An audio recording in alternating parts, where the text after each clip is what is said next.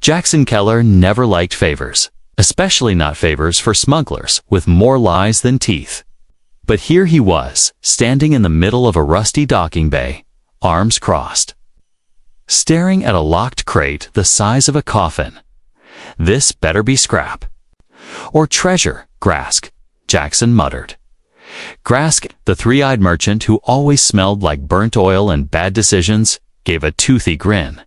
It's not scrap. It's better. She'll pay off the debt you covered for me 10 times over. Jackson's brow furrowed. Grask didn't answer. Instead, he kicked the crate twice in a rhythm. Something inside moved.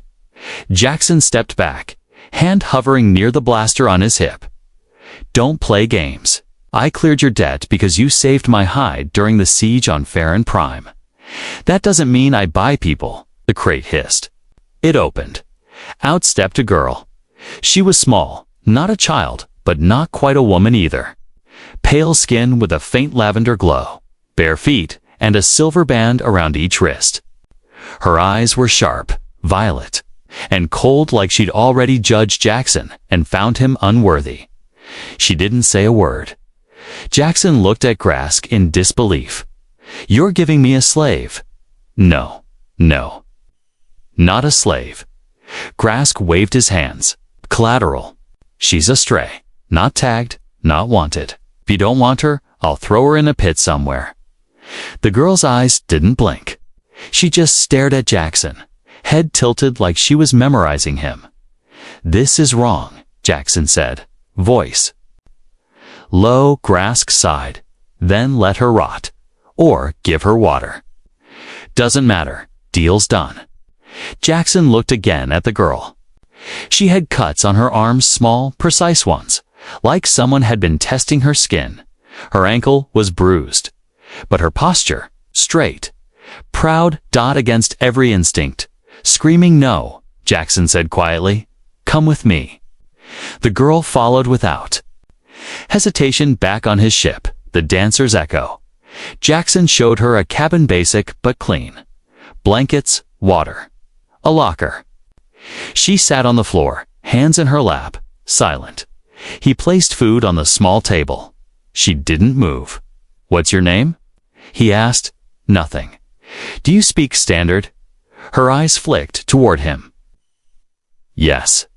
That voice, calm, precise, royal in tone. All right. You hungry? No. Thirsty? No. Scared? She turned her head toward him slowly. Should I be? That answer made Jackson pause. No, he replied. She looked down at her hands. Then no. Over the next 2 days, Jackson learned. Very little. She didn't eat unless he left the room. She didn't sleep unless the ship's lights dimmed. She explored when he wasn't watching, never stealing, never breaking. Just learning. Once he caught her staring at a hollow map in the cockpit. She traced the stars with her finger, like they were memories instead of coordinates. Do you know how to fly? He asked. She didn't look away. Better than you. That wasn't a boast. It was a fact. Jackson leaned against the console. Who are you? Her violet eyes finally met his. A mistake. On the 4th day, alarms blared in the ship. Cockpit override attempted. The system barked. JXON rushed in. Blaster half raised only to see her calmly seated in the pilot chair, typing lines of code into the nav screen. What are you doing? He snapped. Charting a course, she replied, eyes calm. One only I know. He lowered the blaster. You're planning to run. No, she said. I'm planning to survive, and so are you. He crossed his arms. You owe me answers. She stood straight, dash-backed, head high, voice steady. My name is Varel. My bloodline ruled over 7 systems before your kind even left your moon. I was taken in the dark, traded in shadows, and I have watched small men speak loudly of debts they do not understand. She stepped close. You were not meant to have me, but you do. And they will come for me. She paused, And now, they will come for you too. Jackson sat alone in the ship's mess hall, tapping a spoon against a half-eaten bowl of synth stew. The sound echoed through the empty room. Across from him sat a sealed tray of food, touched. "Third day straight," he muttered. Girls. "Gonna pass out at this rate." Varel hadn't spoken to him since her name drop and cryptic warning about people coming for her. She only wandered the ship, hands behind her back like some ancient queen inspecting her crumbling castle. But what bothered Jackson most wasn't the silence. It was how she looked at everything. Every system, every blinking light, every creaking pipe. She was learning the ship faster than he ever did. That night, he watched through the hidden cam he had installed in the engine bay. Varel stood there alone, her fingers gently brushing the fuel stabilizer casing. She's not touching anything, just watching. Jackson whispered to himself. Then she did something strange. She whispered to the ship. "I know you're old," she said softly to the cold metal. "But you still breathe." He leaned closer to the screen. What was that supposed to mean? She moved on, her eyes scanning the hull's stress gauges, internal power flow, and even the backup oxygen tank hole with a sharp loss. With the sharp, precise awareness of someone trained for war. Or royalty. The next morning, Jackson stood at the cockpit console, watching space drift by. Varel entered without a sound. "You moved the ship," she said, arms crossed. "You noticed?" "I also noticed the nav code delay you inserted before boot." Jackson turned slowly. "How did you see that?" She gave a slight tilt of her head. "You left it sloppily done." He narrowed his eyes. "You spying on me?" She raised one elegant eyebrow. "This is your ship. You should know who is spying." "On who?" Jackson gave a short laugh. "All right, princess, let's get something straight. I didn't ask for you. I didn't want you. But I sure as hell won't let you crash this ship into some royal mess I don't understand." Varel walked forward, her bare feet silent on the floor. "I don't need to crash it. Your people will do that for you." Later that day, Jackson tried one last thing. He replicated a traditional meal from her planet based on old records he scraped from Galactic archives. Bitter roots, sweet glass rice, spiced dust. He placed it gently on a tray and left it outside her door. A full cycle passed when he returned. The tray was empty, but the fork was untouched. She'd eaten with her hands. He smiled to himself. So she's still got some trust issues. But maybe she's hungry after all. That night, while Jackson ran a diagnostic in the engine room, the lights flickered just once. Then the ship's AI made a soft ping. "Captain, unauthorized access attempt at secondary flight panel. Now, locked down." Jackson ran to the cockpit. There she was, again, Varel sitting in the co-pilot's seat. Legs crossed, fingers steepled in front of her chin. "You don't stop, do you?" he said. "I needed to test your reflexes." He blinked. "What? You?" Responded in 19.4 seconds. "That's faster than I expected." Jackson stared. "You hacked the ship to time my response." She nodded. "You're responsible for my life now. I had to be sure you weren't useless." He took a deep breath. "You have a funny way of saying thank you." Her face didn't change. "I don't believe in saying what isn't earned." There was a long pause between them. Jackson finally spoke. "Who's coming for you, Varel?" She didn't look at him. Just stared out the window at the stars. "My uncle wants me dead. He took the crown while I slept in chains. I'm a loose thread." "A threat? You took that threat in exchange for a debt. So now I'm in danger." "Yes, but you already were. You just didn't know it yet." Jackson walked out of the cockpit, hands in his pockets, head spinning. He wasn't just harboring some lost noblewoman. He was hiding a targeted living reason for a Galactic's power to send hunters after him. And Yet, she hadn't begged. She hadn't cried. She hadn't once asked for protection. She was calm, cold, but not cruel. She reminded him of something old and powerful, like a blade buried for centuries, waiting to be drawn again, and now he'd unsheathed it. As he lay in bed that night, Jackson whispered to himself, "What the hell did I get myself into?" And somewhere down the hall, Varel stood awake, as glowing faintly in the dark, watching stars pass by. Not afraid, just waiting. The moment Jackson stepped into the docking bay on Luma Station, he felt it too quiet, too many eyes, too many whispers behind helmets. He pulled his coat tighter and kept walking. Varel following silently behind him with her hood up, face hidden beneath shadow. She looked like nothing more than a servant trailing her master. That illusion would save them. For now, they needed parts, fuel stabilizer, memory crystals, a proper food printer.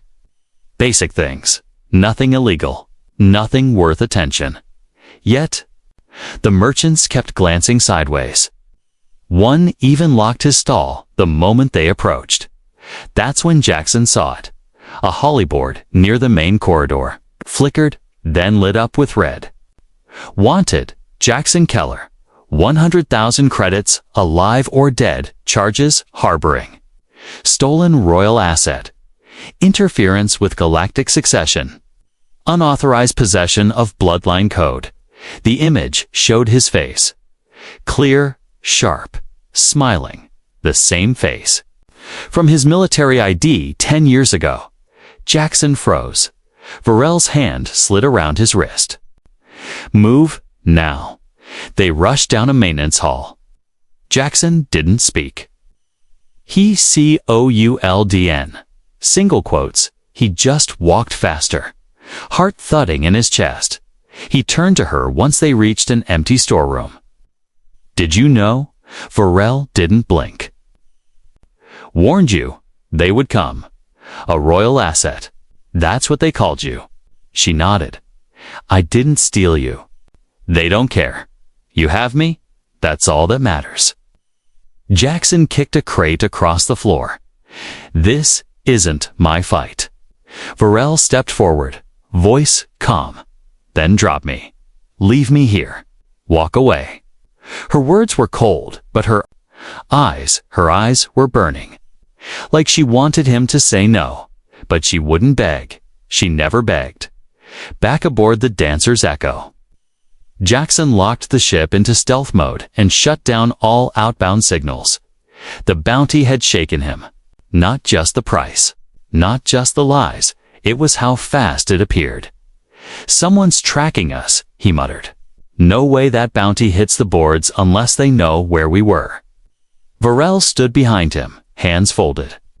You were marked the moment I stepped onto your ship. Jackson turned. You've got a tracker. She shook her head. Not physical. Not anymore. It's genetic. His blood ran cold. What does that mean? It means they can trace the bloodline through systems that scan for identity. Every time I walk through a zone with sensors, someone knows. Jackson sat heavily in his chair. So you're a walking beacon, no longer.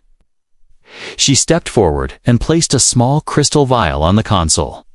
Inside was a glowing liquid. What's that? He asked. My blood. Removed enough to fool their scanners if left behind in false trails. I'm not helpless, Jackson. He looked at her. Really looked. She wasn't just some lost royal anymore. She was trained, calculating, a survivor. Later, that cycle that comes pinged. A private encrypted message. No sender ID, but it cracked through all of Jackson's firewalls. Like a knife through paper. He opened it. A distorted voice spoke. You have something that does not belong to you. Release. Her and you will live.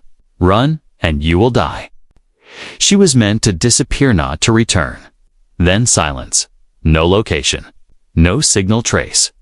Varel watched the message play again without blinking. Then she said, "My uncle? You sure? He speaks like a man who's already built his kingdom." On blood, I know that voice. Jackson looked at the screen. He doesn't want to rule. He wants to erase you. Yes, you're a threat. I always was.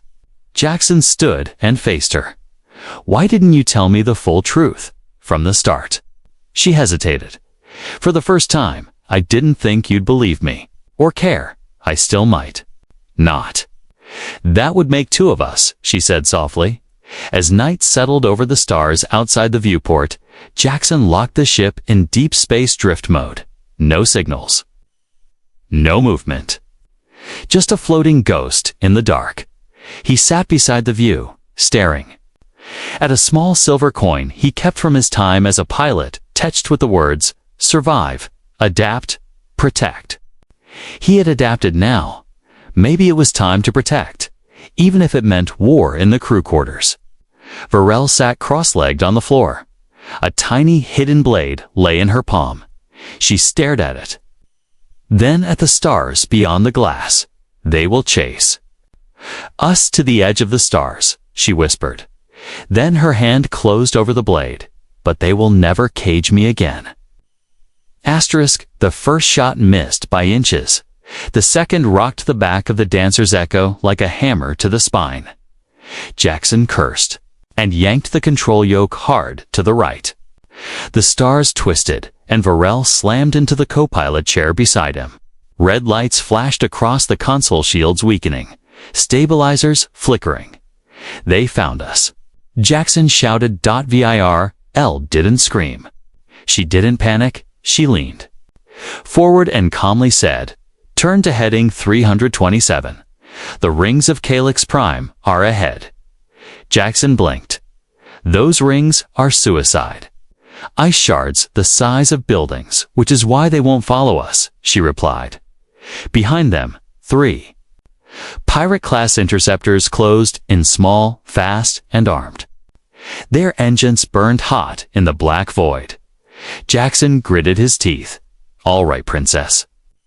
Let's see how well you really know this galaxy." The ship dove into the dense asteroid rings of Calyx Prime. Chunks of ice, rock, and shattered ship remains filled the void, spinning at hundreds of kilometers per second.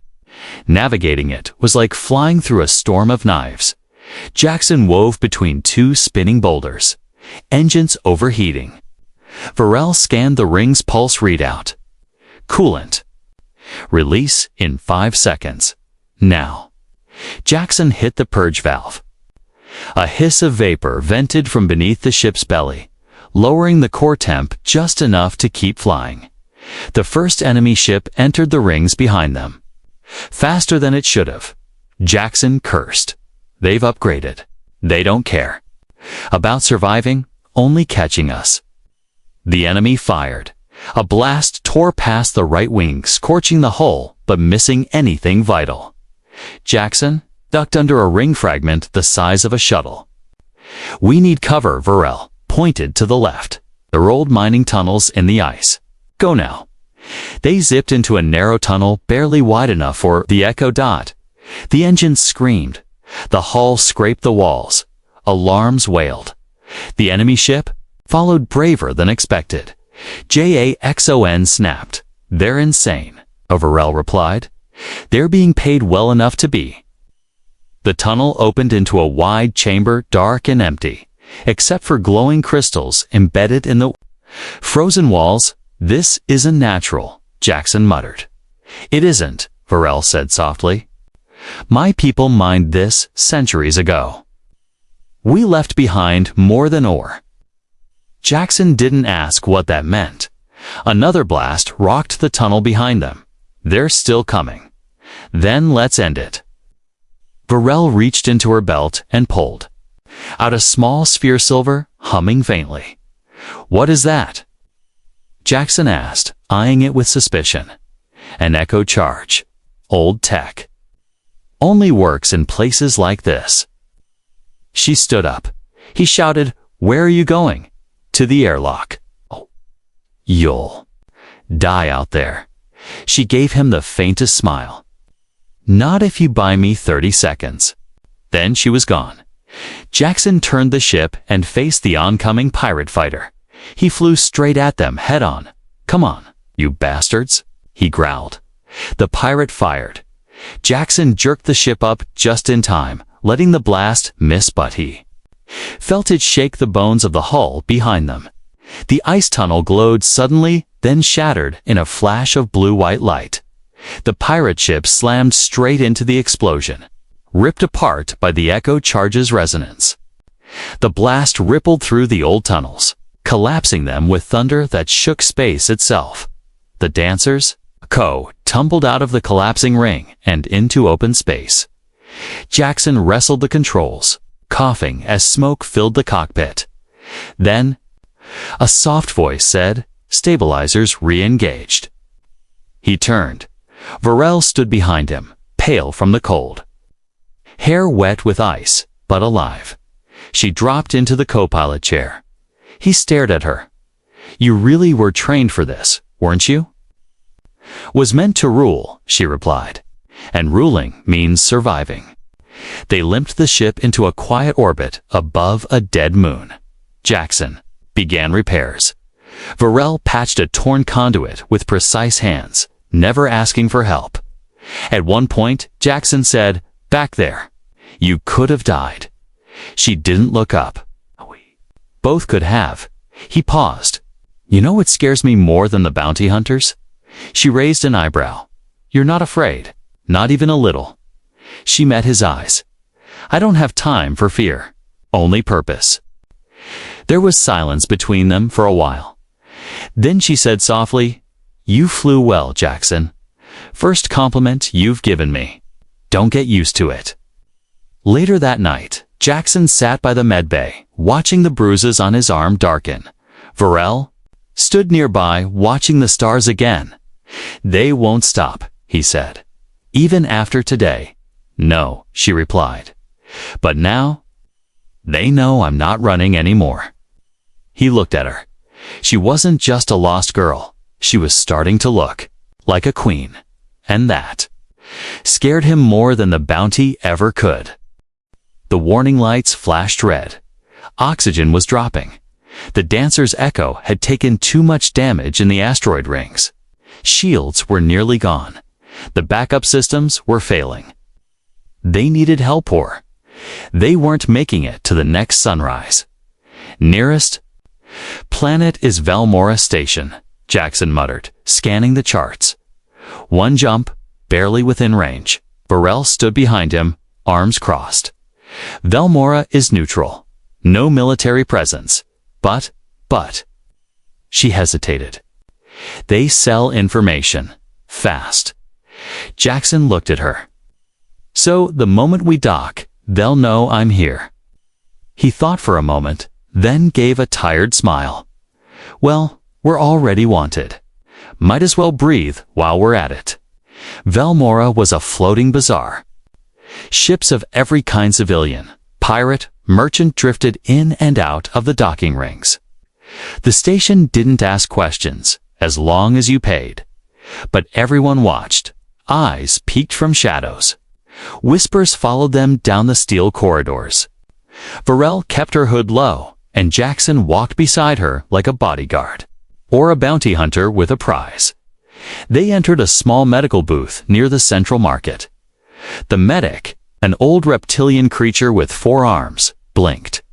"You've got hull damage, chemical burns, and partial oxygen loss. Shu should be dead." "Surprise," Jackson said. Coughing. The medic began treatment. Everything was going fine, until a new figure stepped into the room. The woman wore crimson armor, polished and sharp. Her face was hidden beneath a full visor. Her badge glowed with Power Royal Enforcement Authority. Jackson's heart stopped. Varel stood slowly. Eyes locked on the woman. The armored enforcer tilted her head. "Interesting," she said through the helmet's voice filter. "One fugitive, one unknown female, one severely damaged ship. You match a pattern we've been tracking." Jackson shifted his weight. We're just traders." The woman stepped forward. "You're harboring a royal asset, a stolen heir. That is treason punishable by immediate execution." She raised her weapon, but before she could fire, Varel stepped into the light. She pulled back her hood. Her face was calm. Her chin lifted. "I am Varel of House Thelene," she said clearly. "Daughter of the Sapphire Line. Blood bonded to the Starsworn Pact. You will lower your weapon and kneel, Enforcer." The air changed. Even the medic stopped breathing. The Enforcer froze. "That name," she whispered. Virl took a step closer. "My blood calls yours to silence. I invoke the ancient code. You will not fire upon me or him."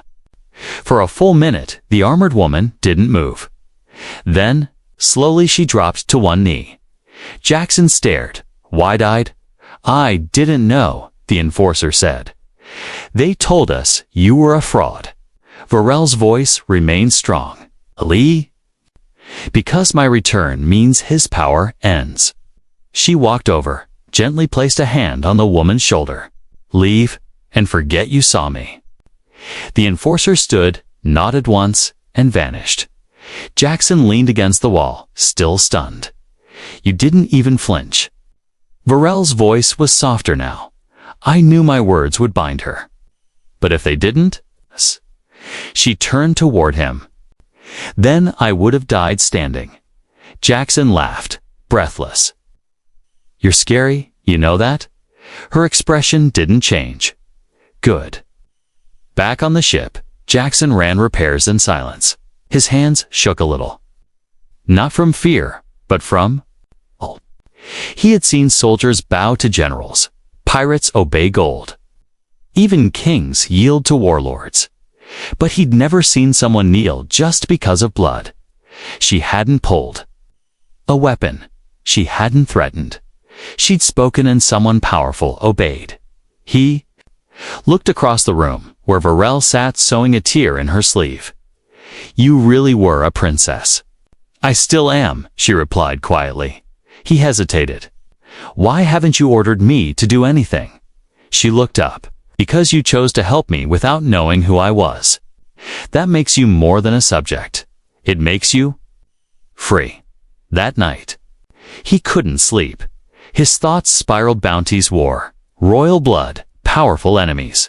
He was just a scrapper, a nobody. He'd spent his life picking through garbage heaps and old ships, and now he was flying with royalty. He wandered to the viewing window near the back of the ship. Varel was already there. "How do you sleep through all this?" he asked her. She didn't answer right away. Finally, she said, "Because I've already lived through worse." They stood there in silence, two people from different worlds, yet, somehow, still standing side by side. The jump gate blinked out behind them. Silence returned to the cockpit. Only the hum of the dancers' echo filled the air. Jackson leaned back in his seat, tired. "We're clear for now." Varel stood by the window, staring at the stars again. She hadn't spoken since Valmora, not about the Enforcer. Not about the way the woman had knelt just from hearing her name. She didn't look proud. She looked alone. Jackson cleared his throat. "We should lay low for a while. Maybe head to the dark zones near Trithel Belt. Nobody checks there." She turned, finally. "We're done hiding." Jackson raised a brow. "We? I thought this was your royal war." "It still is," she said softly. "But you're already in it."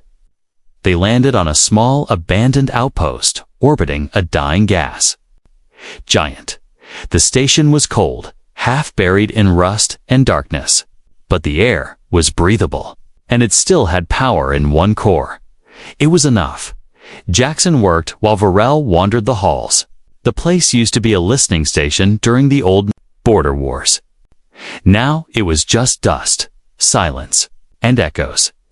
Jackson entered a control room filled with shattered glass and old maps. Varel stood in the center. Arel stood in the center. Arel stood in the center. Arel stood along. Arel most lay Q, not live. Now it was just dust, my last care. Now it was just dust, Silens, my last grass.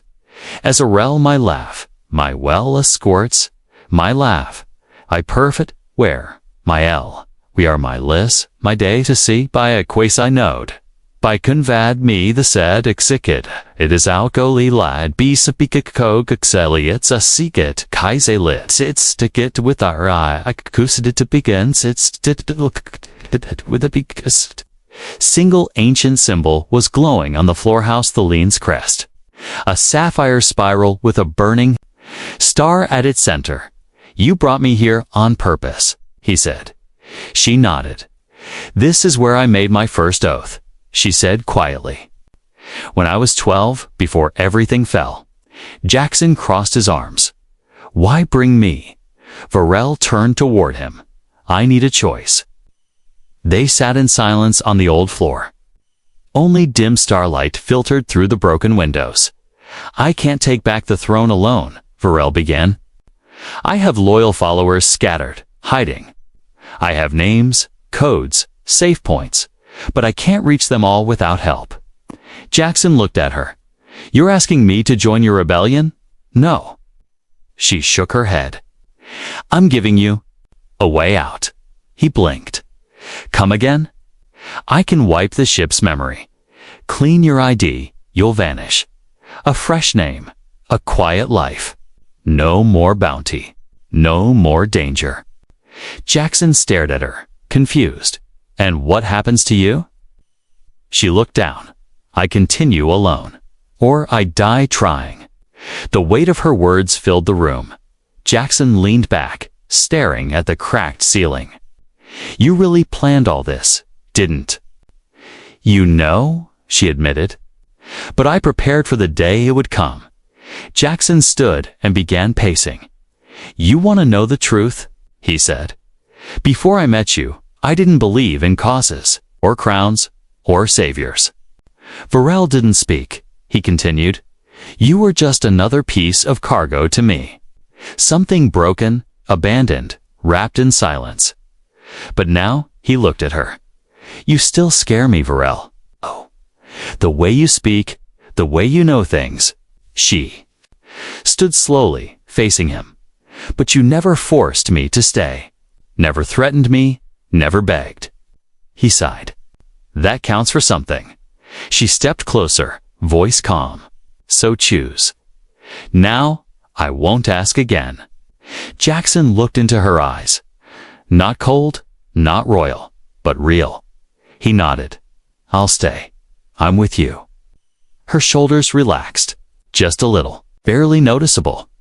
But it was the first time Jackson saw her drop her guard even for a moment. That night, Jackson found an old transmitter in the station and rerouted its signal.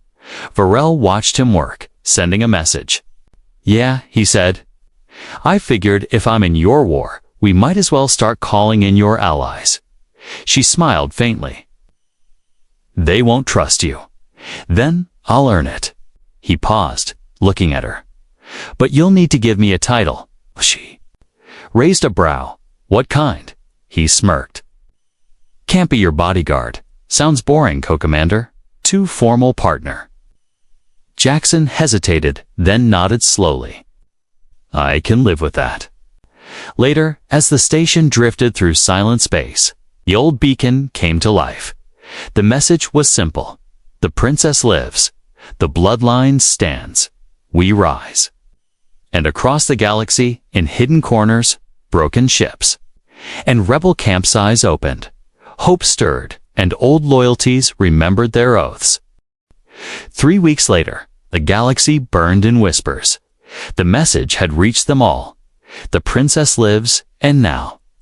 The old banners were rising quietly, carefully in the shadows. But it all began with one shippa, patched up, tired freighter. Named the Dancer's Echo. And the 2 people aboard who no longer ran. They hunted loyalty now, and power. Jackson stood on the rocky ridge of Aruska. A desert moon long forgotten after the border wars. Below him, Old bunkers had become hideouts for House Thaline's scattered supporters. He stared through a scope at a line of figures slowly approaching across the canyon. Floor travelers wrapped in dusty robes, but moving in military step. They came, he muttered.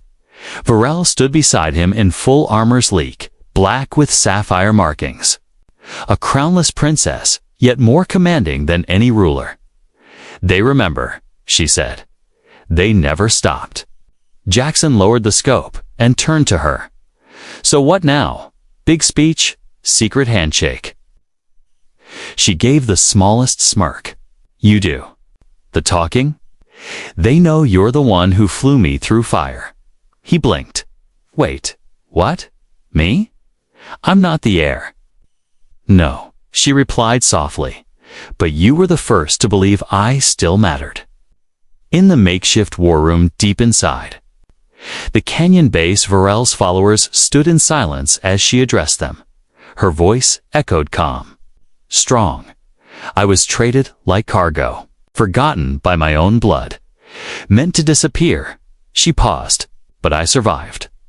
Not because I am royalty, but because one man refused to sell me or run. Her hand gently rested on Jackson's shoulder.